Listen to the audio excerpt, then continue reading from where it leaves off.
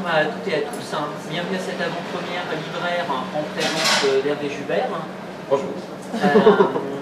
Pour le lancement chez Rajo de la série Monstres, Hervé est sorti à l'office cette semaine, donc mardi. Vous avez dû le recevoir dans vos librairies.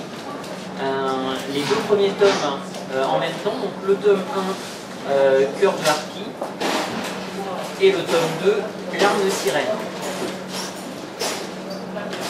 Auteur confirmé des littératures de l'imaginaire, Hervé a notamment publié la trilogie Morgenstern chez Albin Michel, qui a été reprise en point fantasy. Il est lauréat du Grand Prix d'Imaginaire 2013 pour Magie secrète, Claire. Hervé est l'auteur déjà chez Rajo, dans la collection Rajo Thriller de la série Vagabonde, Les voleurs de tête, Le gang du serpent et Les mauvais joueurs qui sont parus il y a 2 ans.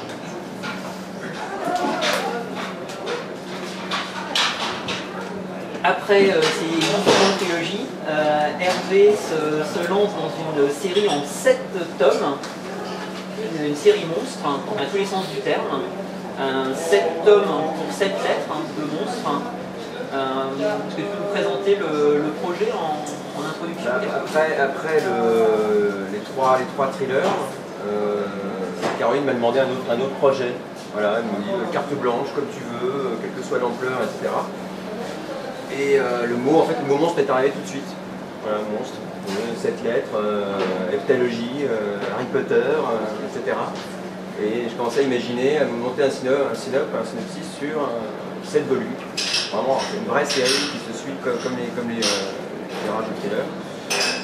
Et quand vous avez eu le synopsis entre les mains, qui était assez costaud, oui, vous avez été assez partant, mais on a quand même beaucoup travaillé. Parce que les éditeurs font travailler, c'est pas fort comme ça qu'on arrive et qu'on donne des textes et hop, c'est publié. Non, on bosse, mais c'est bien. Et donc on est parti sur ce projet un peu taré de 7 bouquins. Donc qui ont tous le même nombre quasiment de pages, donc 200 pages, 200 000 signes.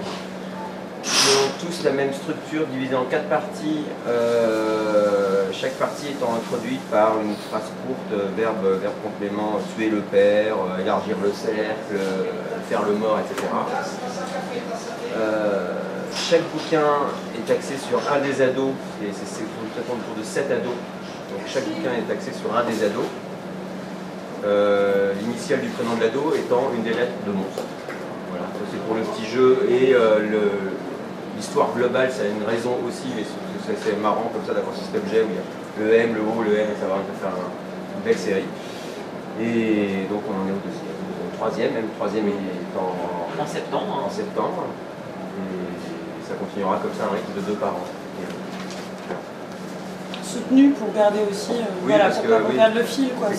C'est pas des bouquins de 600 pages, on a vite envie de lire la suite. Oui. Merci. Non mais c'est vrai que c'est basé, c'est du thriller aussi, quoi. C'est du thriller fantastique, vraiment. Donc cliffhanger, vous connaissez les cliffhangers. C'est un cliffhanger à la fin de chaque partie, il y en a 4. Si possible cliffhanger, mini cliffhanger à la fin de chaque chapitre. Et méga cliffhanger à la fin de chaque bouquin. Donc c'est basé sur la frustration, je suis désolé. C'est pour vous faire souffrir. Et, voilà. Oui, il se termine quand même au 7, à la fin du 7, je tue tout le monde, c'est rien. On avait dit pas de spoiler. Pardon, on coupera. Et l'idée au départ, c'était en termes de genre, c'était de mélanger un ancrage réaliste avec une dimension fantastique, mythologique, folklorique. Alors là, comme j'avais carte blanche, j'ai vraiment écouté mes envies. Et quand je suis parti dans le projet, j'avais envie de faire de l'écologie fantastique. Je faisais déjà un peu ça dans mon bouquin qui a eu le prix de l'imaginaire, Magie secrète, mais qui se situe, alors qui est vraiment un bouquin plus adulte, fantastique, 19e siècle, parisien, etc. Et là, le principe, c'est du thriller contemporain, la part fantastique étant, je pars du principe qu'on a beau nous dire via les journaux télévisés qu'il y a un séisme en Haïti, on le sait une demi-heure après, etc. Il y a plein de zones d'ombre.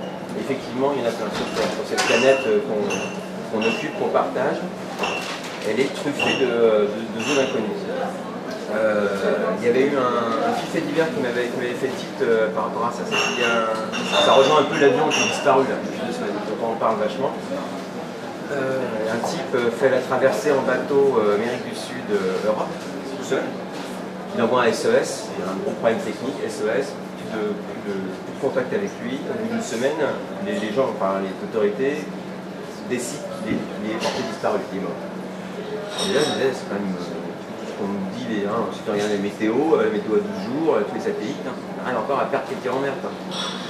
Et même un avion. Ouais, même un avion.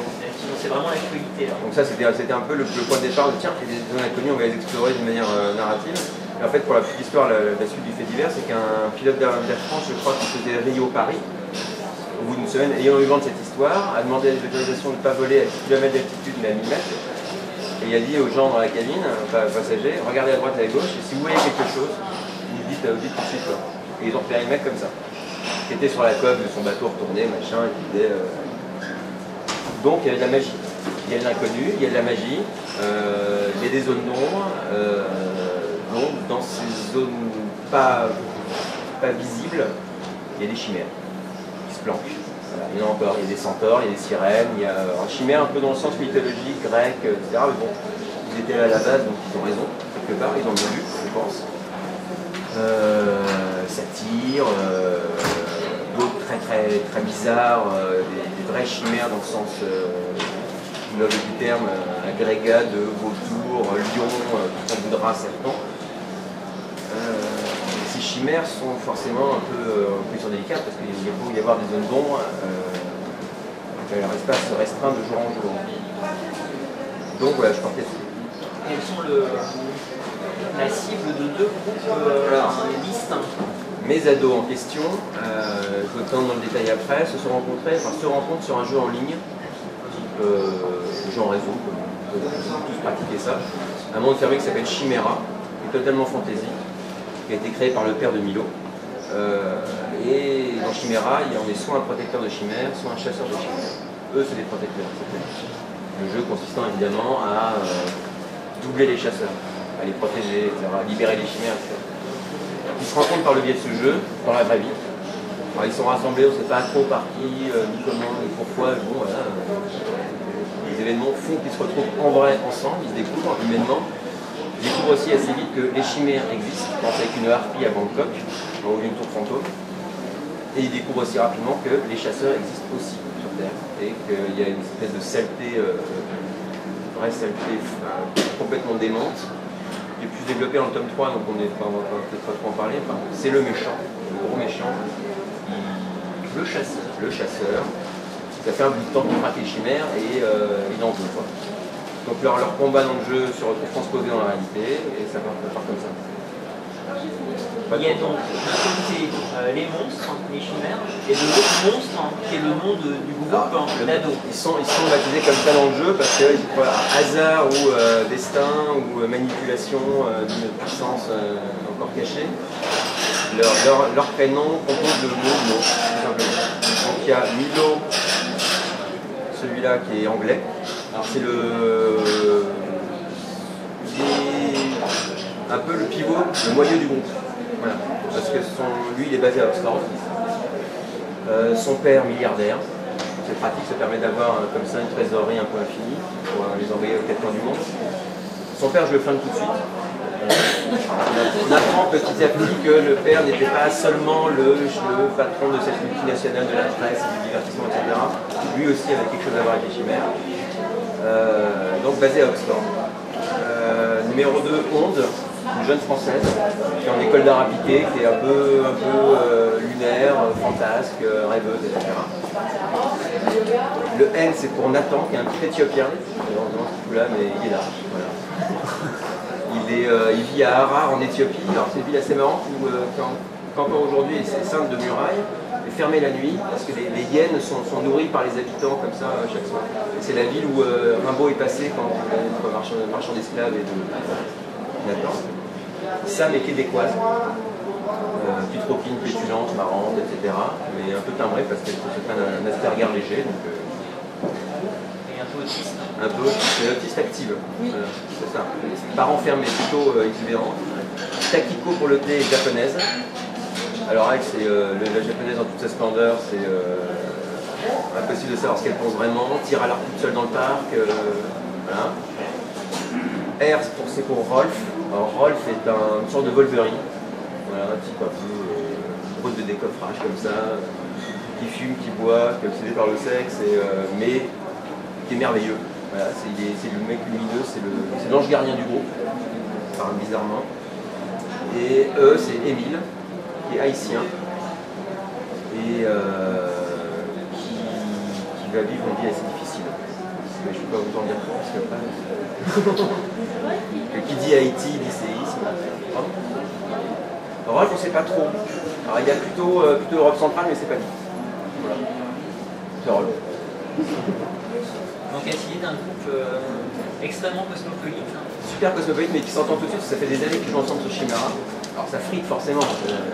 C'est pas du tout les mêmes milieux, les mêmes. Nathan et Milo, enfin, il y a compréhension entre Takiko taiseuse et scène exubérante, etc.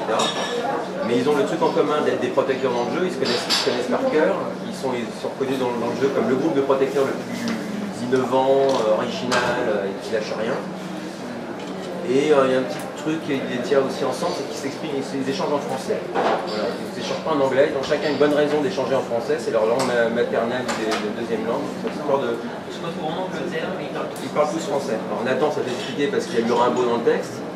Tous, un Sam québécoise, Rolf il a bourlingué à droite à gauche, donc il se débrouille comme il peut. Takiko, Takiko est amoureux de la culture française comme Miyazaki, qui adore les chevaux et les fromages français, etc. Et c'est ce qu'il en dit. Alors ce qui est marrant, ce qui est intéressant, c'est qu'ils ont tout de suite, ils apprennent vite tout de suite qu'ils ont la mission de protéger les chimères en vrai, mais aussi il faut aussi qu'ils s'entendent et qu'ils s'accordent. Donc ça frite forcément quoi. Donc, ça va pas être d'emblée gagné. L'ensemble, on ne peut pas qu'on... Je parle sans... un gros ventriloque. On a besoin de ça. Non, mais On s'entend assez, non? parce que désolé pour le bruit déjà. On peut peut-être s'approcher s'il n'y a pas plus de monde. Ah oui, On va écouter tout. D'accord. Alors le truc aussi par rapport à la série, ce qui est intéressant, c'est toujours par rapport au monstre, c'est que chaque personnage a une part de monstruosité. J'avance peut-être par rapport à ce qu'on veut dire. Oui, on avait dit qu'on dirait que ce qui est important dans ce groupe, c'est que chacun est indispensable au groupe. Chacun est indispensable au groupe. Chacun est l'élément d'une machine infernale qui doit traquer le chasseur et l'éliminer et l'empêcher le mur. Les adultes se déplacent en bande. Ouais, c'est vrai. En bande séparée, ensemble, ils ont des modes de fonctionnement et d'évolution différents, mais ça peut être 2 par 2, par 7. Ils se voient, ils ne se voient pas qu'à travers le jeu. Ah non, ils se voient, non. Le principe, c'est qu'ils sont connus dans le jeu.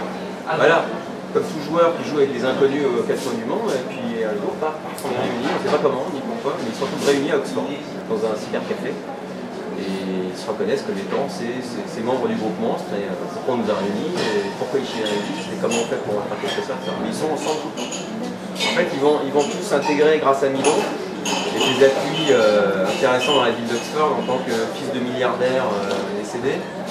Ils vont tous intégrer l'université Tindelli qui est créée pour l'occasion, 6 étudiants, parce qu'Orange ne veut pas étudier, c'est une question. Et lui, c'est la tournée des pubs et des boîtes de nuit. Et comme ça, ils sont basés à Oxford. Et on est déjà pareil. Et il y a quand même, ils sont seuls ou ils sont entourés de quelques adultes? Alors non, il y a quand même, pour le décorum, il y a un manoir à l'anglais, parfait, avec la salle de billard, la bibliothèque en ébène et son fantôme. Voilà, le manoir. Qui est en l'absence du père décédé, qui est un peu tenu par une gouvernante, Madame West, donc qui est comme ça, et Dickens qui est un peu le gardien protecteur de Milo depuis qu'il est tout petit. Et Milo a une enfance un peu compliquée quand même. Je ne parle pas trop, mais il est boiteux, sa mère s'est barrée quand il avait 7 ans, il n'a jamais revu. Il a eu un traumatisme à un moment, on ne sait pas ce qui s'est passé, c'est développé dans la suite. Dans la série, et puis c'est super important dans l'histoire de la série. Et donc ils sont dans une espèce de vieux manoir avec le fantôme, la gouvernante, le Dickens, on ne sait pas trop d'où il vient, en fait c'est un ancien SAS, donc un ancien chasseur lui-même, etc. Hein. Et, une ambiance assez étrange, très british. Alors quand on se lance dans une série en 7 tomes, comment est-ce que tu as pensé la construction de la série pour réussir à maintenir la curiosité du lecteur et l'encourager à basculer à chaque fois sur le tome suivant? Il y a quand même une mission par bouquin. Enfin, il y a une arche narrative globale dans toutes les bonnes séries qu'on aime bien regarder, arche narrative globale qui est pourquoi les chimères, qui nous pique du chasseur, comment les sauver, qu'allons nous devenir, etc. Et chaque bouquin est axé sur un ado associé à une chimère et une histoire. Non, pas de personne.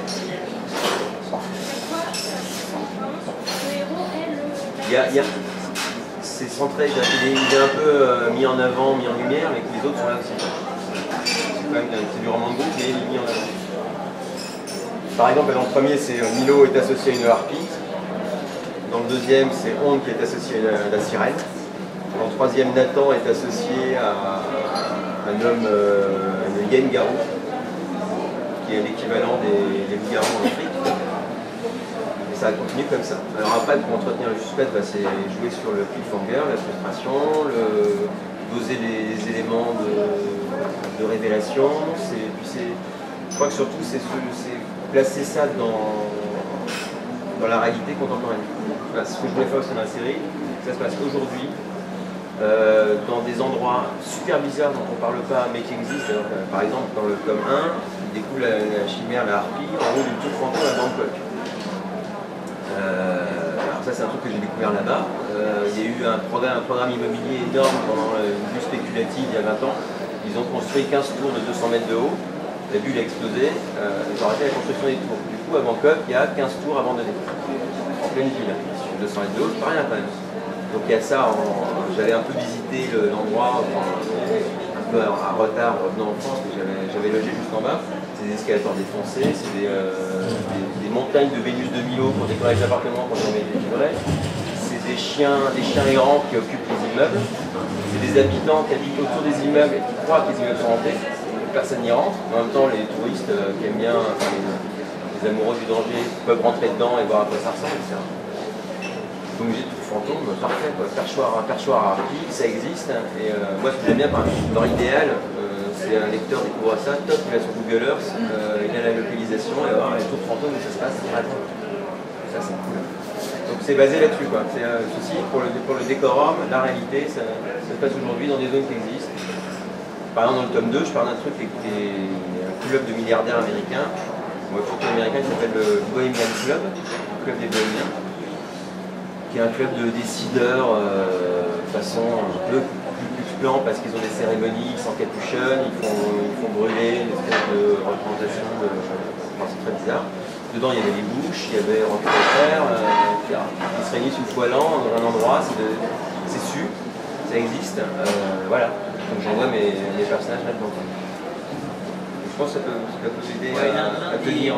L'un des points qui sont très sexuels qu'on a beaucoup aimé dans cette série, c'est donc les héros viennent de pays différents et dans chaque tome on voyage dans plein de lieux différents. Il y a un merveilleux géographique, un goût du voyage, de l'exploration. Ouais, on essaie de faire le tour du monde. Donc on a dans le premier tome il y a Bangkok dont tu as parlé, il y a le désert du Nevada également. Dans le deuxième tome, le Bohemian Club se retrouve en Nouvelle-Zélande. On est vraiment dans les quatre coins du Tchad aussi, le troisième en Grèce. Donc normalement, toute cette tome, on a fait une fois le tour du monde, c'est l'idée. Bah oui, j'ai fait l'hémisphère et puis je fais. Est-ce que c'est reflet de tes voyages personnels? Un peu, surtout en fait de ma frustration de ne voyage pas encore fait. Donc, Du coup, on peut savoir tes prochaines destinations de vacances. Bah voilà. Il y avait déjà des pérégrinations beaucoup en Europe, dans Vagabond, c'est un thème. Ouais, je voyage. Je travaille trop.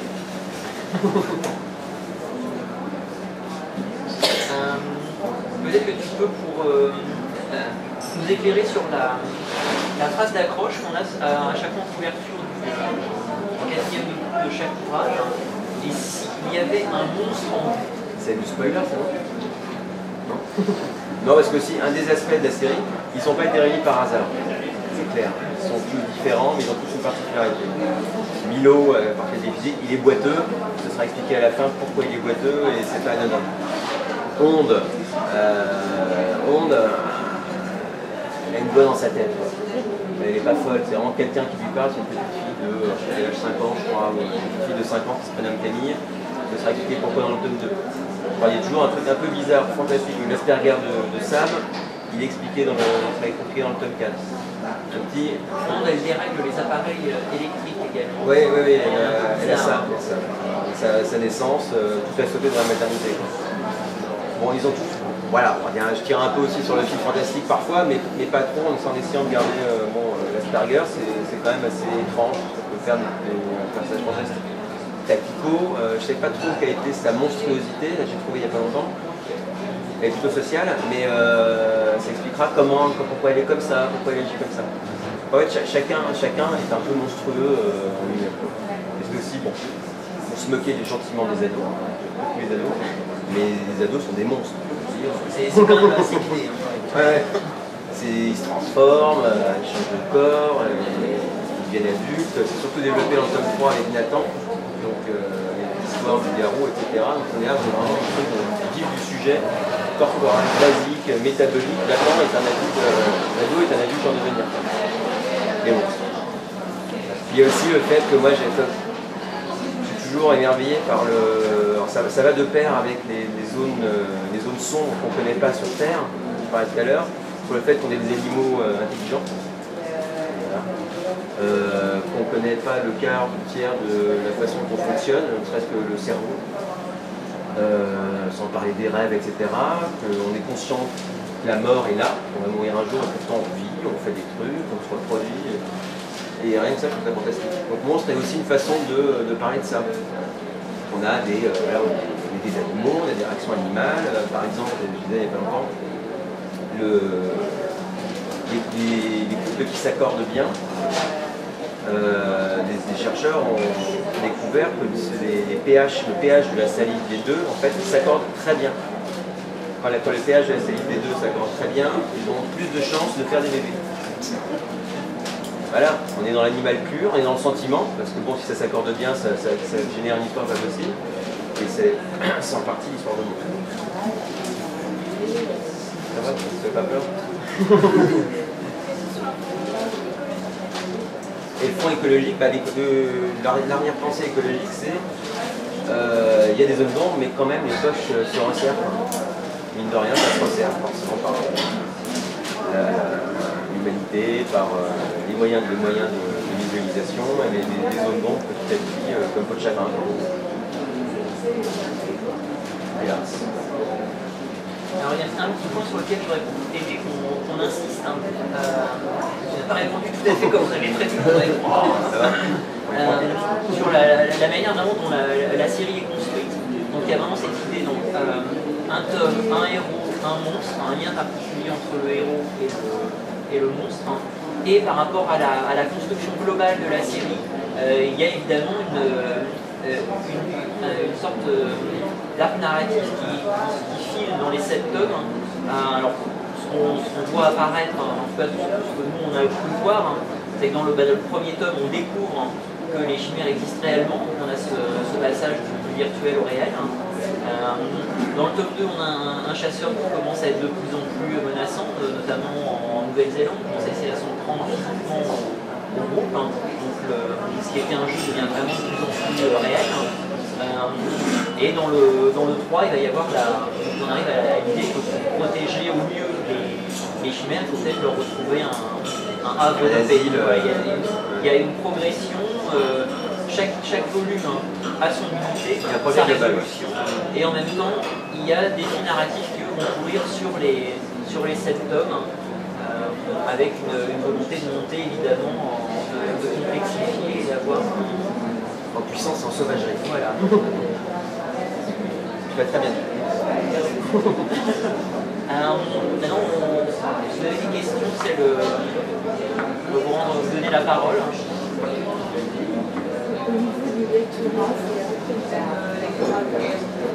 Je pense, ouais. C'est même lecteur de magasin. Alors ça dépend si c'est toujours des bons lecteurs, donc c'est... Moi je suis pas trop la chance qu'on annonce souvent. Bah voilà, il y a Très bon lecteur de 10 ans. une base théorique en plus, et puis après, ado, adulte, toujours pareil, tout public, quoi. C'est l'impression que j'avais en parler. De 10 à 80. C'est ça. Je prends pas les centres.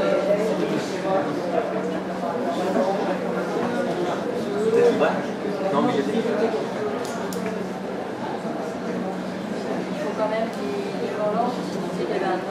Ouais, c'est mieux, cette série-là, c'est mieux. C'est difficile. On risque d'être frustré d'acheter les précédents, donc autant commencer par le premier. Mais c'est pas... on conçoit à chaque fois, par rapport au travail éditorial, que le lecteur puisse rentrer par n'importe quel tome. Eux, ils peuvent aller tome 3 et dire, bah, tiens, c'est... Et dans la... C'est-à-dire que dans la structure, on a le premier chapitre qui est justement la rencontre à chaque fois. On peut en dire un mot du... Ouais, parce que dans la structure aussi, c'est un peu forcé, systématique en tout cas. Le premier chapitre, c'est comment chaque membre du groupe s'est rencontré dans le genre du Chimera. Donc chaque fois, c'est un lien avec leur histoire à venir. Mais concrètement, au début de on découvre un monde... comment on s'est rencontrés sur Chimera. Voilà. Une sorte de flashback. Et à chaque fois, on fait très attention à remettre les enjeux narratifs semi-courts sur l'ensemble de la série. On peut attaquer la série par n'importe quel a priori, parce qu'on aura des clés, mais on va le faire par le. Par exemple, au début du tome 2, il y a Sam qui envoie un petit reportage filmé de sa vie à Oxford. Donc elle filme chacun des personnages et c'est l'occasion de rappeler la particularité de chacun, son origine géographique, ses caractéristiques. Et ça permet à chaque fois de remettre en place à la fois les personnages et les enjeux de la série. Et c'est un soin qu'on a vraiment pour que en librairie, concrètement, on peut rentrer par chaque tome. Après, idéalement, évidemment, c'est une série qui est construite de manière progressive.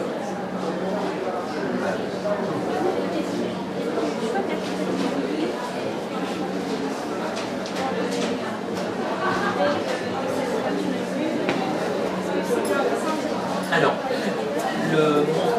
le parti pris qu'on a eu graphiquement, dans la mesure où l'idée de base c'est un tome, un personnage, un monstre, c'est d'avoir toujours dans le titre le nom du monstre, donc cœur de harpie c'est la harpie, avec en mineur, on va dire dans l'illustration, en arrière-plan, une harpie suggérée. Fragmentaire. Voilà. Dans le tome 2, on a discrètement la queue de la sirène et le nom du monstre étant toujours indiqué par le titre du tome, donc l'arme de sirène. Dans le 3, ce sera Rêve de hyène. On aura, pour l'instant, on aura un élément d'une hyène ou quelque chose qui évoque l'animal. Et ensuite, le parti pris pour sa faille, le parti pris, ça a été d'avoir le personnage principal, donc M, Milo, on retrouve le prénom au dos pour le premier tome. Onde pour le tome 2, voilà. Et donc le parti pris c'était d'avoir à la fois le côté réaliste, donc en ayant le personnage principal du tome en couverture et en mineur en arrière-plan la créature. C'est-à-dire que, bon là pour l'instant il y en a 2, mais quand il y en aura 4, 5, vraiment en librairie, si vous avez un doute sur est-ce que c'est le tome 3 ou 4, la lettre qui est travaillée graphiquement indique directement le numéro du tome. C'est-à-dire que là c'est le O qui est travaillé alors avec un effet écaille sirène, c'est le tome 2. Donc ça permet tout de suite, premier coup d'œil, de savoir si c'est 1, 2, 3, 4, où on en est dans la série. Si on a un doute, quel était le personnage, on a son prénom tout de suite dans la 4e. Et sur la créature, c'est à la fois dans le titre, dans l'illustration, donc là on sait tout de suite quel est le monstre du tome. Voilà. Alors je ne sais pas si j'ai répondu à votre question.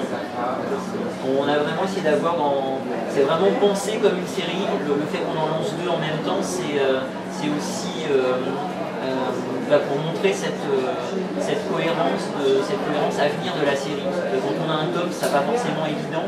Là, il y en a deux. Concrètement, en librairie, vous avez a priori les éléments pour tout de suite se repérer quel est le tome, quel est le nom.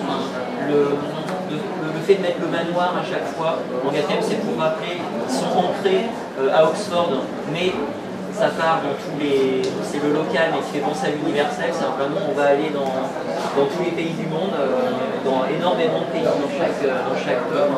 Et la phrase d'accroche, ça c'est le... Elle est mystérieuse, elle est volontairement mystérieuse, mais à mesure qu'on progressera dans la série, il y a cette idée qu'au départ on se dit c'est les autres les monstres, et puis plus ça va, l'idée c'est qu'on dit peut-être qu'on est tous des monstres, au moins les ados peuvent s'identifier à cette idée. J'ai envie d'y rester.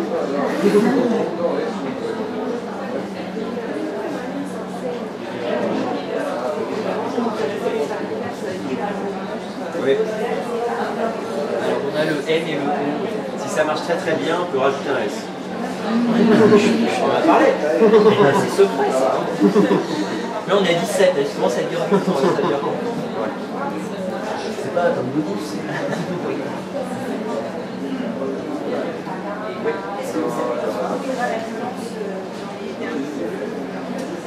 Et il l'a dit à la fin du pouce. Voilà.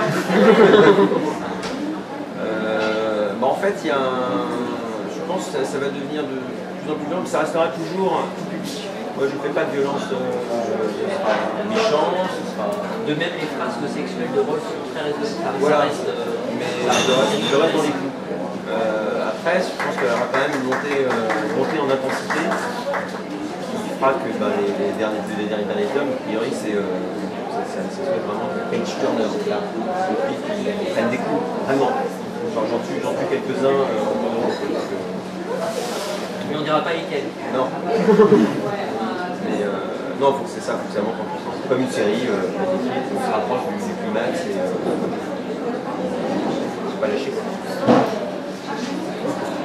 Finalement, on se rapproche du roman feuilleton. Ouais, c'est la série, quoi. C'est ça. Ce qui est génial avec ce genre de projet, c'est qu'on peut développer les personnages, vraiment, quoi.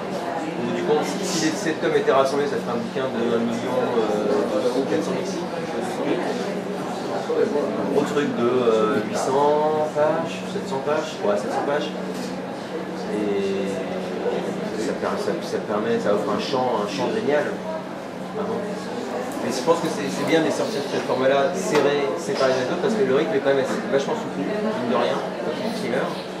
Et à chaque fois, on a donc cette structure, le chapitre d'introduction qui présente l'intégration du personnage dans la bande au départ, la bande virtuelle, les 4 parties qui sont très équilibrées, et à la fin, on n'en a pas parlé, il y a toujours un focus, un avant-dernier chapitre monstre. Où sont-ils, que font-ils On voit chacun ce qu'il fait à la fin. Les œufs qui font peur avant d'attaquer le tome. Et un ultime chapitre qu'il a, voilà. Tout en question. Et annonce le tome suivant. Est-ce que vous imaginez que dans 3 ans, donc après les 7, il y a une intégrale du reconfrère c'est trop loin en fait pour qu'on en parle. Là, on est vraiment dans la... Voilà, concrètement, on a ces 2 titres qui sont sortis cette semaine. Le tome 3 en septembre, 2 titres en 2015, 2 titres en 2016, avec sans doute une parution printemps, début d'année, une parution septembre, voilà, pour avoir un rythme de parution régulier. On verra ça. Voilà. Sachant qu'on sait où on va, oui. On veut finaliser un 3e qui est très bien, et les suivants en cours de réflexion. Qui est prévu pour l'auteur? Ouais, ça va, c'est cool. Non, mais parce qu'on s'amuse vraiment, quoi. On s'amuse vraiment. Alors, le côté technique est parfois dur, difficile, mais il faut bien bosser, quoi. Ça va. Mais tout est possible. Là, c'est vraiment l'imagination, tout est possible tant que c'est raconté dans les règles de l'art. Là, on passe quand même de Run Spinner avec à 7. Ouais, mais en plus, quand je thriller, celui-là était très différent, les trois parce que c'était raconté à la première personne par l'héroïne, Amélie Bird, et c'était quasiment du temps réel. présent. Là, on est vraiment plus dans le... C'est Hollywood, quoi. Hein, Oui, c'est vrai. avec le budget Il y a limité. cette partie aussi très presque cinéma. Enfin, moi, quand je les ai lus, je voyais en fait. Enfin, vraiment, c'est très. Il y a des courses poursuites, il y a des scènes, Des des décors. cadrants, des tonnerres. La caractérisation des personnages qui viennent d'horizons très différents, donc on les identifie X bien. Oui, c'est hollywoodien. Ouais, ça c'est Hollywood. Mais à la française. Moi j'ai une question sur le titre général de la série. C'est un terme qu'on retrouve dans énormément de ados,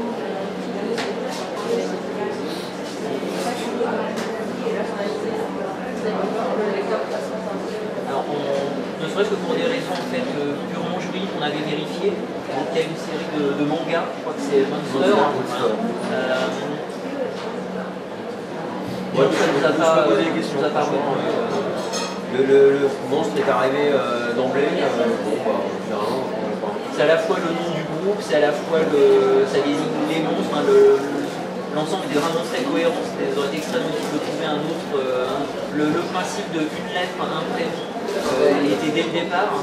Donc F pour Milo, O pour Honte, N pour Nathan, etc. Donc c'était vraiment très cohérent, très homogène. Donc le titre, il tombait vraiment sous le sens. Et cette idée que de la monstruosité, voilà, c'est aussi l'un des thèmes fantastiques universels. C'est pas surprenant que ça apparaisse dans d'autres œuvres et pour ados en particulier, c'est assez logique quelque part. C'est pas extrêmement original. Il y aura du vampire, une méga portée universelle. il y aura du vampire, il y aura du zombie. Je fais le tour. Moi, je vais revenir sur la construction. Donc, quand vous dites chaque livre, on met en avant un des ados. Et vous disiez tout à l'heure, dans l'avant-dernier chapitre, si j'ai bien compris, vous refaites un focus sur le reste du tout, donc sur les 6 derniers, les saisons. Et est-ce que dans ce focus. En fait, sur les 7. On voit les 7 à chaque fois. À l'instant T, où y sont-ils, que font-ils En fait, je voulais savoir si dans ce chapitre-là, vous donnez à chaque fois un indice pour le pattern d'après, sur le personnage d'après, ou bien Il y a c'est toujours possible, mais une les indices sont disséminés dans toute l'histoire en fait. Je sais que j'ai telle trame, telle fil à tirer, à consolider, etc. Et bon, bah, voilà, je m'appuie toujours sur l'intelligence du lecteur. Je sais que le lecteur est intelligent et qu'il ne faut pas hésiter à lui balancer même des trucs subliminaux, ça va rester là. Et ça lui servira à un moment ou à un autre, il va comprendre. Alors moins vite, mais... On a donc à chaque fois un personnage principal par tome, mais dans chaque tome, on voit tous les personnages qui sont tantôt deux d'un côté, trois de l'autre, tantôt tous ensemble. Oui, il y a simplement l'un des de front sur des chevaux. Il y a l'un des sept qui est un peu plus mis en avant, et Milo étant le personnage premier dernier, il joue aussi un petit peu plus. Mais on voit tout le temps les sept, ensemble ou pas, dans un pays quand les autres sont ailleurs. Enfin, voilà. Après, il y a le jeu sur la dynamique du groupe, les affinités de chacun. Ce qui est intéressant, c'est qu'ils ont tous des personnalités vraiment différentes aussi. Il y en a qui peuvent énerver, je sais que les lecteurs vont détester Roche ou adorer Takuko, ou se dire ça c'est quoi et vont le détester dans le tome 1 et apprendre à l'adorer dans le tome 2. Et à l'inverse, et inversement, et c'est ça qui est marrant aussi. Dans un personnage totalement différent, parce que comment ça marche la chimie là, comment on fait avec eux, dans cette situation-là, est-ce qu'il y a un lâche qui va se révéler ou, Il y a aussi l'idée que quand le personnage devient, quand c'est un peu son tour d'être le héros du tome, on va en apprendre encore plus sur lui, et donc le personnage va être encore davantage caractérisé, encore plus complexe, intéressant. Il acquiert une caractéristique supplémentaire qui sera importante pour la suite. Comme dans un jeu. On reste dans le jeu, là, c'est top, tu as gagné tes points de vie, tu arrives au niveau 2, bonne chance à toi. On arrive à la fin du temps qui nous est offert. Des dernières questions. Bon, bah, merci. Anaïs, Merci à vous.